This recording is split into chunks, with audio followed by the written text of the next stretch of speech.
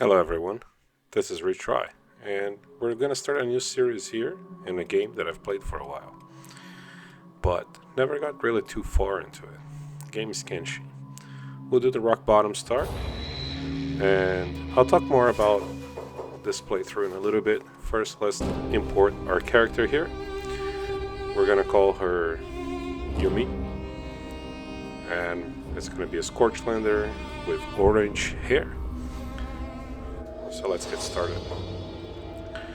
So, I played Kenshi quite a bit, and several years ago, but I I have a feeling that I never really played the game as it should have been played.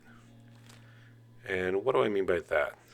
Um, what I mean is that I've checked all the guides, you know, all the tutorials on how to cheese the game, how to get a lot of strength, and in those tutorials, they teach you to start, and then you go mine, and you fill up your backpack with minerals, and then you run around and you get your strength up, and then you sell the minerals and you buy a bunch of stuff, recruit a bunch of people, yada yada yada. You know the gist of it.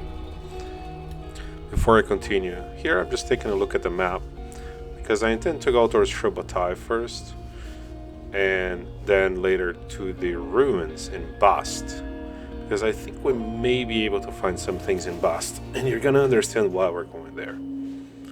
But before we get there, we are reminded, after so many years without playing this game, of the brutal nature of the world of Kenshi.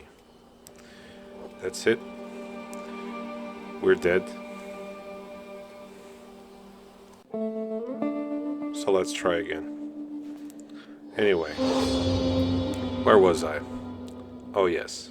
We're going to the ruins of Bast because I think we may be able to find some things to sell over there.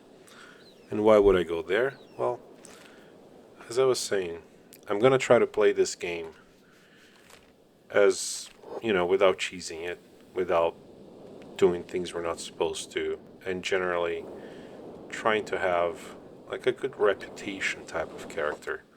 So we don't steal, we don't take things that are not ours, we don't rob people, and most of all, we don't do things that are um, unlawful or, let's say, amoral in nature. So we're not going to sell people into slavery. That could be a way to make some money, but that's not who I want to be this time. We may collect bounties, and that's fair game, I guess. But other than that, we're going to be an adventurer, which means we're not going to spend 30 days mining in front of a settlement to buy everything we ever need and then just move on to cheese the rest of the game. All right? So that's why I'm going to Bust. Because in Bust, I believe, I don't remember very well, but I believe we might be able to find something in those ruins. And if you haven't noticed yet, we are hungry. So while traveling through the desert from Shobatai to Bast, I found this caravan and I decided to just follow them because I thought, why not? They're traveling in that direction, so I might as well go with them, right? And here we say goodbye and we go check the town. Nothing special here. The town is controlled by the United Cities, and as we go in, we quickly realize that there isn't really a lot for us here. There's no one here. And we can't buy anything because we don't have any money. So we're gonna have to go explore.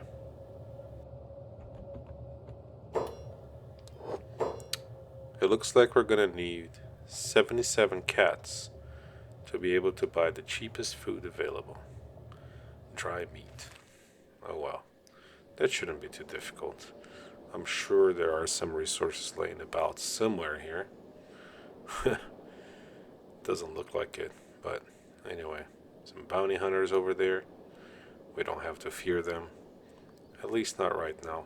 There are no bounties on us. And if we play this game right, how we're intended, there will be no bounties there. Alright, let's get going.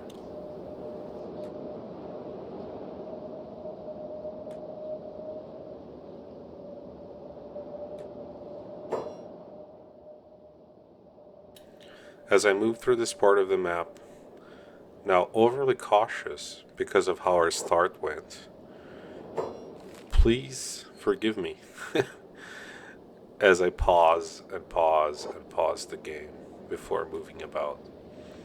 I remember there are Holy Nation armies that patrol this region. There are samurai from the United Cities, and there's a group of them.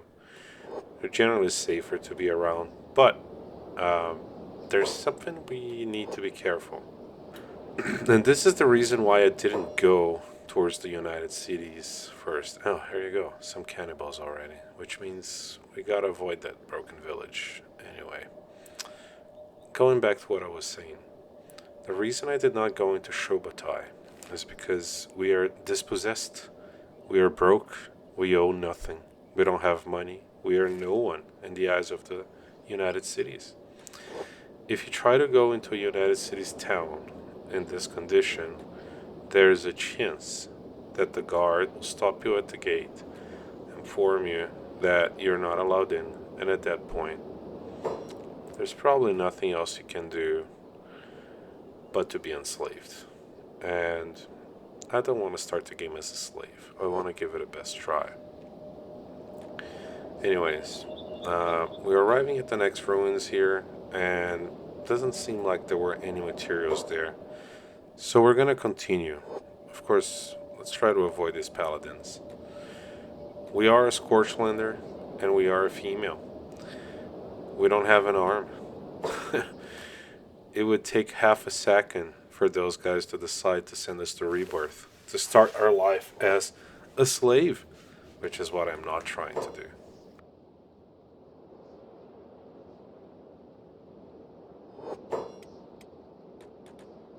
Just as a disclaimer, I have recorded already probably 5 hours of gameplay before starting to edit this first episode. This series will be heavily edited because it must be. Kenshi is a game that takes hours and hours and hours and hours of playing to basically little things, right? Here, for example, I discovered that bone dogs nests, something I don't know if I've found this out before, but I certainly did not remember that bone dog nests can have items. So there's a chance to get some out of there. But it looks like those are too well guarded, and we are gonna avoid those bone dogs for now. There's a place further ahead which might have some items for us that we can sell and buy ourselves one piece of dried meat.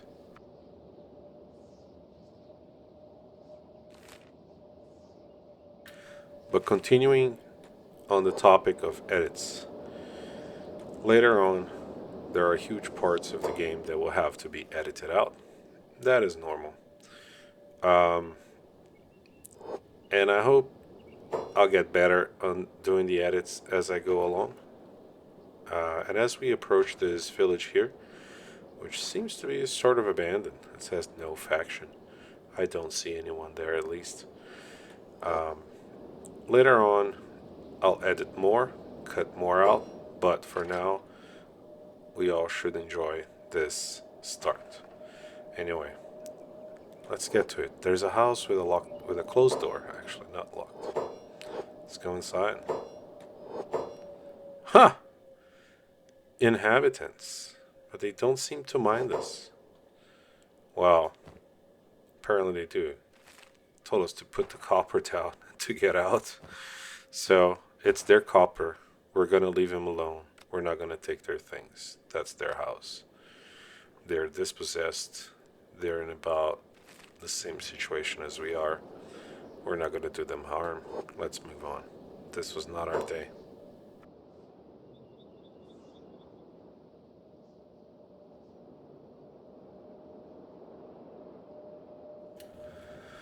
Here we find another house that is broken down, and some guys, some ninjas, are actually sitting down and enjoying a nice warm fire. Um, it looks like there are some cups and some bits and bobs on the ground here that we can collect. Hopefully, I can sell those and be able to buy one piece of food. We'll see. So let's check back on it. Alright. Let's see if these guys will let us take the cups. Doesn't seem. They seem to be fine with it.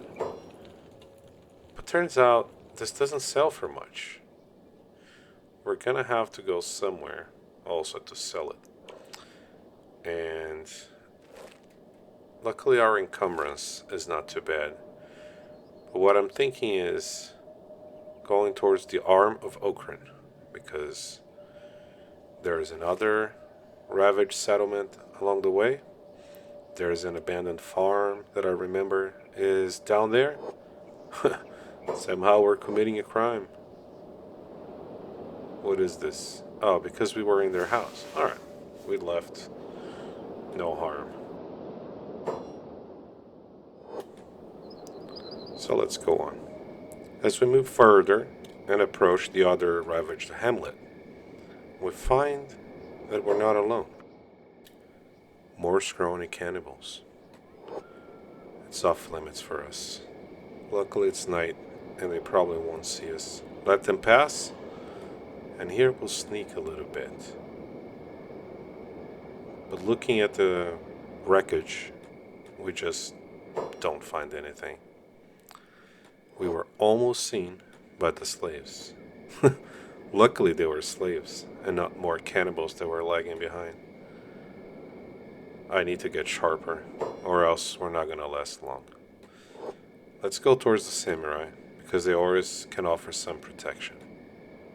But not too close, so they don't get an interest in us.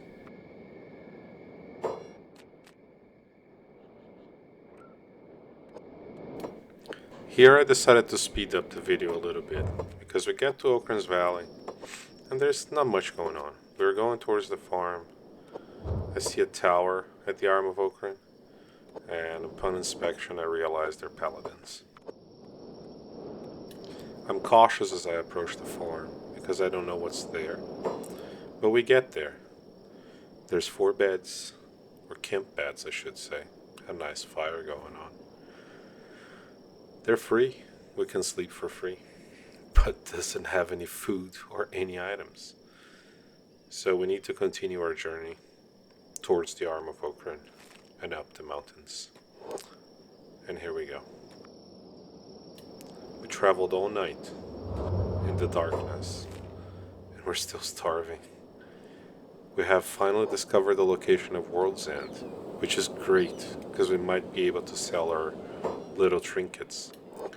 But the hunger is affecting our velocity. We cannot run that fast. So we are in real danger.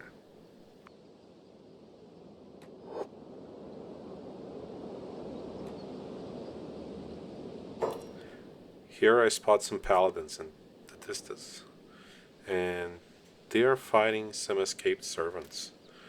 We're gonna let them fight, and we're gonna go around them. We don't want any of that. It's interesting, but as I play this game now, in this fashion, with these rules, I start to actually feel the desperation. And here there's some hungry bandits that are on our way also. We're gonna have to try to squeeze through. Luckily, we get through without getting anyone's attention. And in one of these slopes, there's a road that takes us up to World's End. There it is. But the entrance to the road is a little bit further.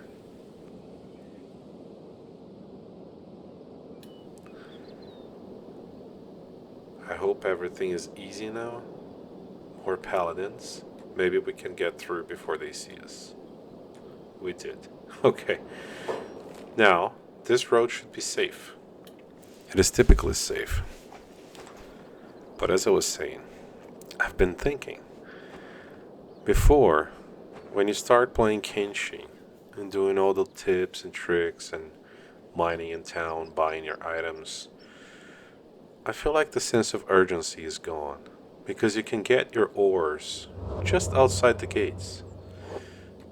If someone comes and tries to aggro you, you just run and the samurais take care of it for you. You haven't done really much, right? So there's this, I don't know, a sense of emptiness that goes along with it. We survived to mine more ore the next day, but at what cost? It's like we'd lost our soul.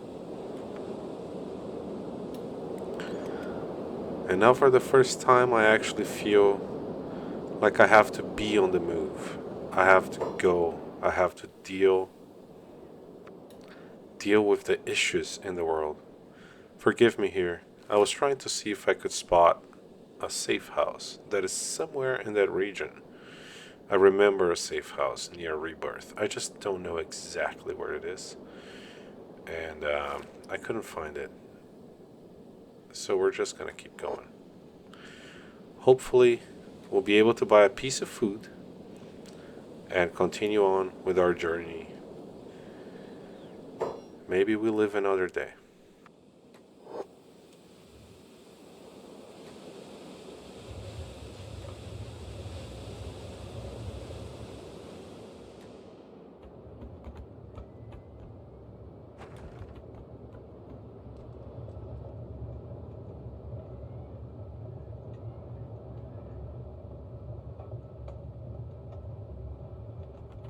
Tech hunters are talking about a lab full of loot.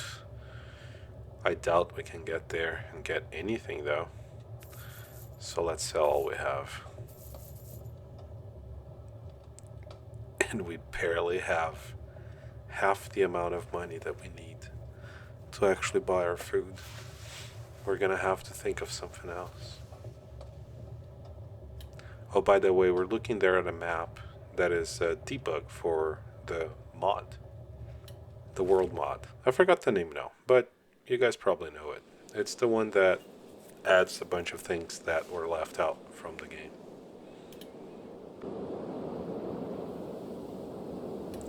So after faffing about in town for a while, I decide that it's time to run. I go down the mountain, and as I come down, I see a farm in the distance. Maybe they have something that is cheaper, or maybe we can get the crops. I don't know. It's been a while since I played this game. I just need to go check.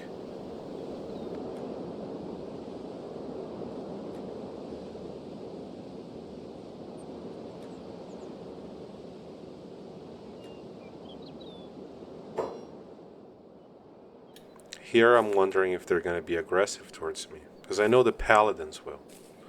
And as I look around, the crops have nothing. My hopes of harvesting some cactus or whatever from their farms is gone.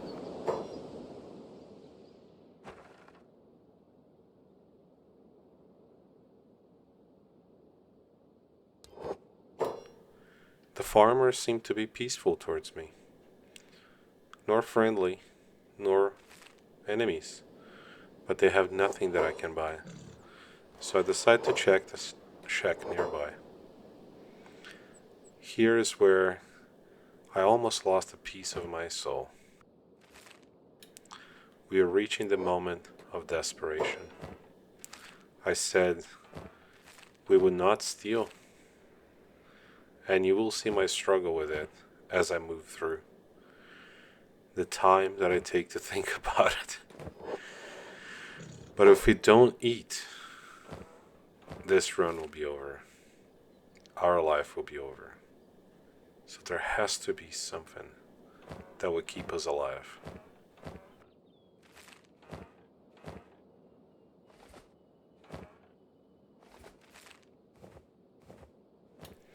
The first bowl of food immediately disappears. And I take another one for the road. See? It's very easy to start going into the old ways. And quickly, I start to realize, wait a second, why am I robbing them? The whole reason we're in this situation is because we used to do this in a past life. So maybe we should put some of the stuff back. We'll take only the food. That will be alright, right? Oh, here we go. Lockpicking the chest.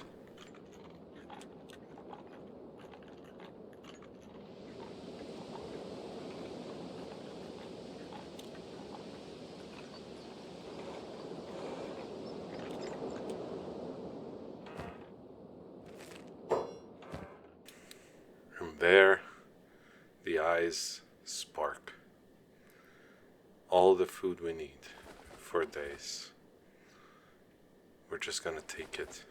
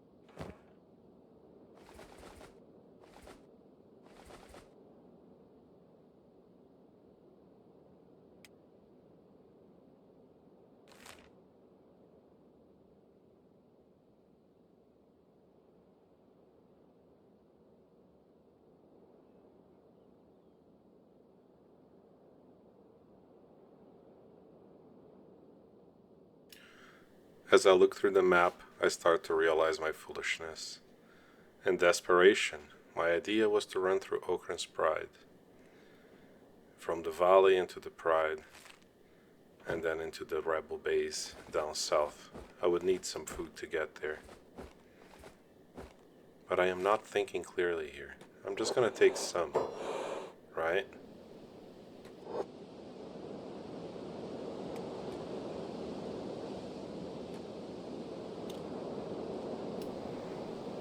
Alright, we're good for the road. Let's get going.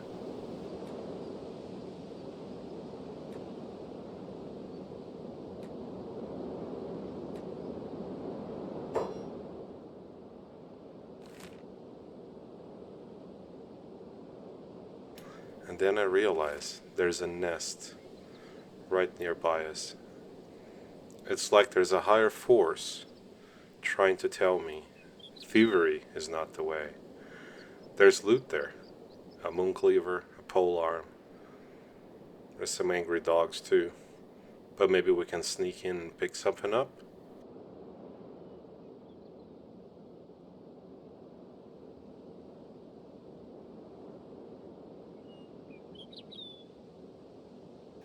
I check their speed to make sure that I can outrun them, just in case.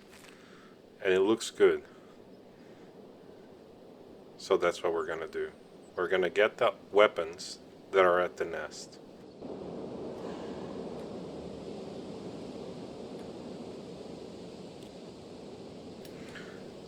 Now we're sneaking towards it and gaining stealth, which means we are in detection range. I just hope that we can slowly approach it and grab the weapons from the ground. Gotta keep an eye out.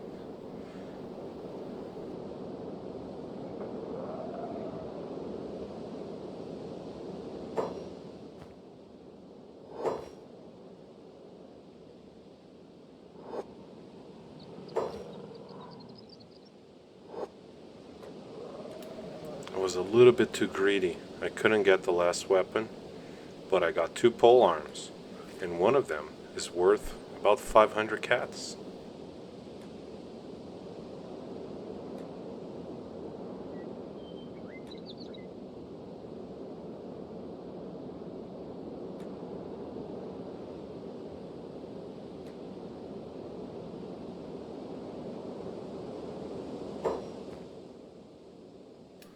At this point, I decide I don't need to steal the food from the farmers. So we're gonna go back and we're gonna give it back.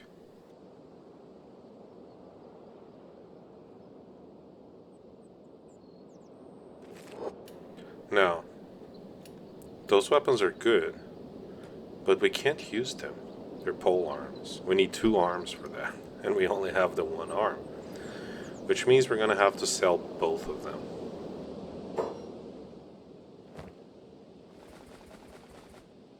And there it is, all the food but one bowl of fruit returned.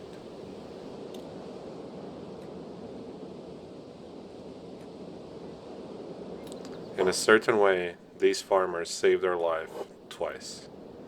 First, they fed us, and next, they were in the direction of that nest.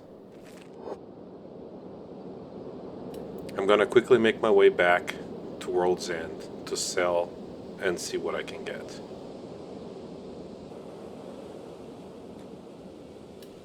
Back in town, we go straight to the bar, and we're gonna talk to the bartender and try to get some food.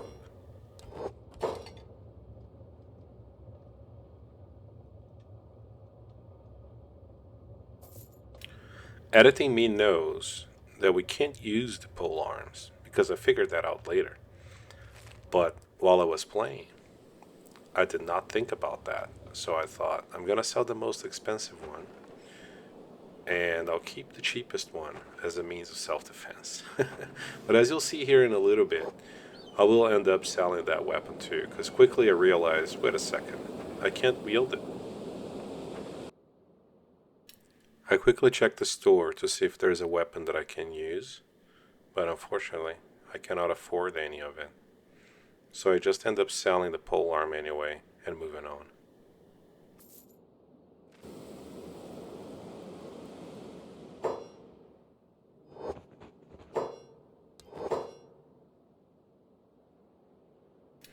Back at the bar, I buy one piece of meat, just enough to keep us going for a little longer.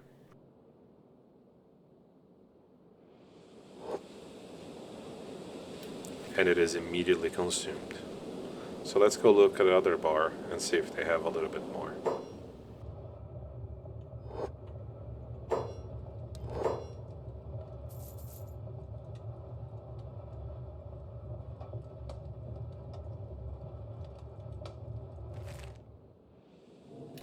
Two more pieces should be enough. And now, what do we do? Well,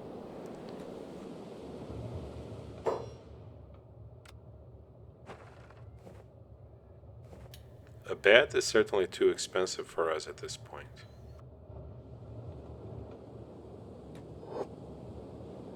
So we're gonna go do more of what we did before. We're gonna head out, find more nests, and see if we can get more items out of them. And it worked. Not long after, we find another bone wolf nest. Or I mean, bone dog.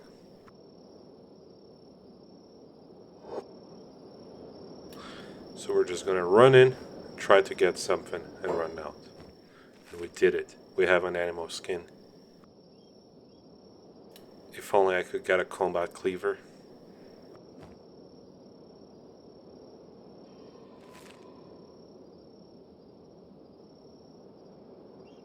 Now, if you've played Kenshi before, you know how dangerous this is. The wolves are immediately aggroed. And we failed. We gotta try again. Let's go for it. Yes, we did it. We have a weapon. And one that we can use.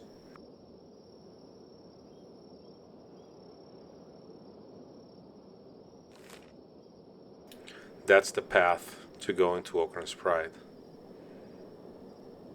I'm considering it. And then I think, no, we gotta go back and loot more nests and find another way.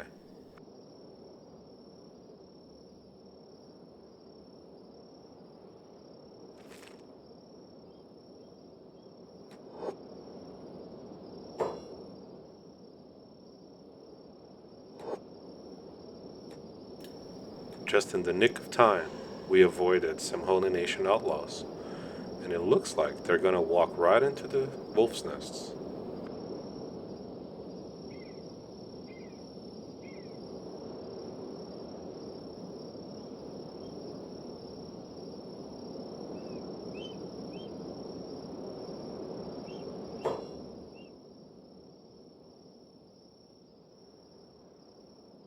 Here I'm checking. Some of them are down. We could get their items. But remember, we're not looting things from people we didn't beat in combat. So, rules are rules. We've broken enough already. And here's where I decide to go in again and almost lost everything. Very quickly, 2 bites, one both to the arm. And it's time to run.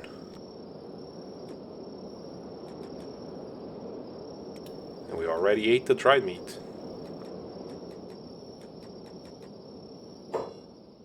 And we found another nest. It has a staff. It's not worth it. We're just gonna move on for now.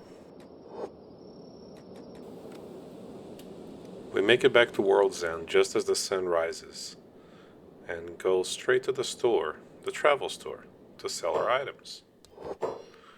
And there's one thing I want from here, which is a basic first aid kit, which we need. If you look at it, our cut injuries are still in bad shape and they need to be healed.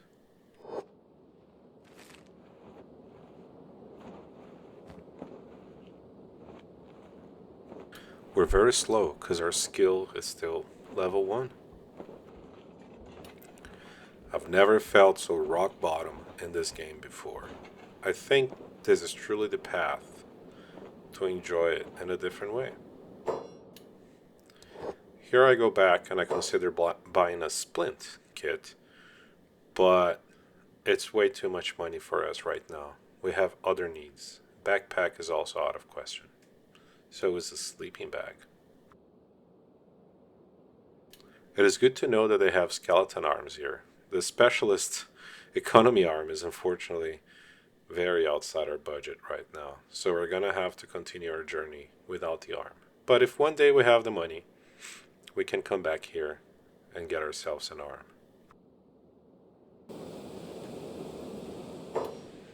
At the nearby bar, we buy some more food.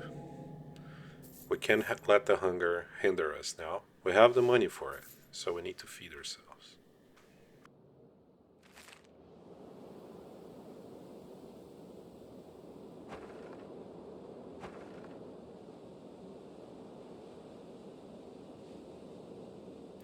And the next step is, of course, to get some armor, if we can, because those bone dogs could have really hurt us, and we're gonna have to go back out there and find more items and more nests.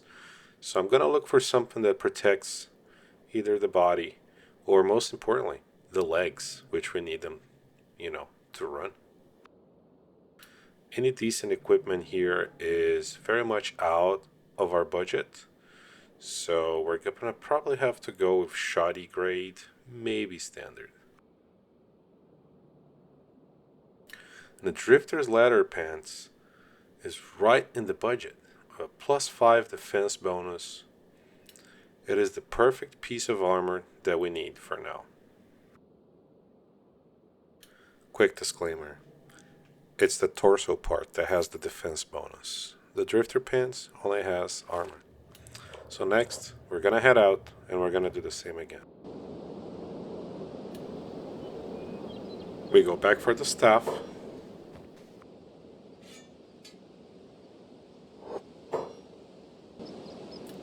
And the moon cleaver.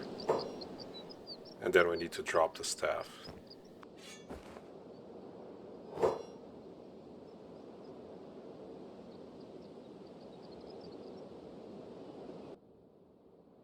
We head back to the farm and we sell the moon cleaver, and I realize we can eat raw meat, so I buy the piece. I try the stealthy approach at another camp and fail. So we're gonna have to do the run around and try to get as much as we can. With 2 more weapons, we run away and back to town. I decide to keep the horse chopper and the iron staff.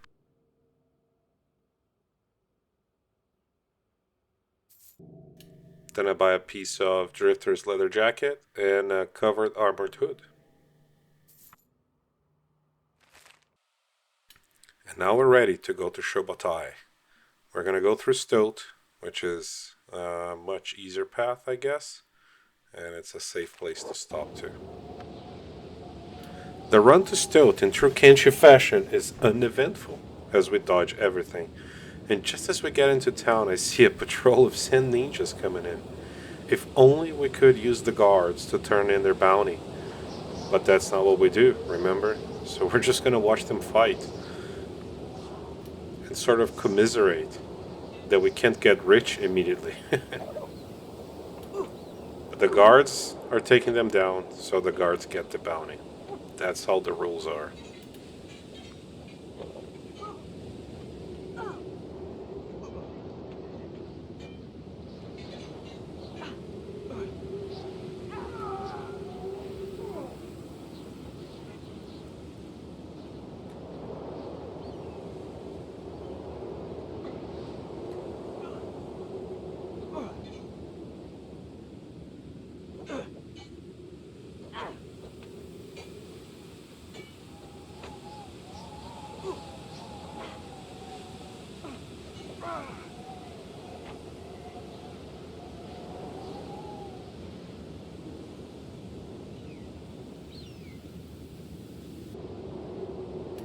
Quickly check the shops in Stoat and decide there's nothing for us there. So it's time to go to Shobatai. And you might wonder, why Shobatai? Well, there's very few things I remember from years ago when playing this game. And one of them is Shobatai has a really interesting recruit that would fit our party. And as we arrive in Shobatai, we conclude the first episode of this series. Thank you so much for watching, and stay tuned to see who the recruit is and what the adventure is going to be like in the next one. I'll see you guys later. Cheers.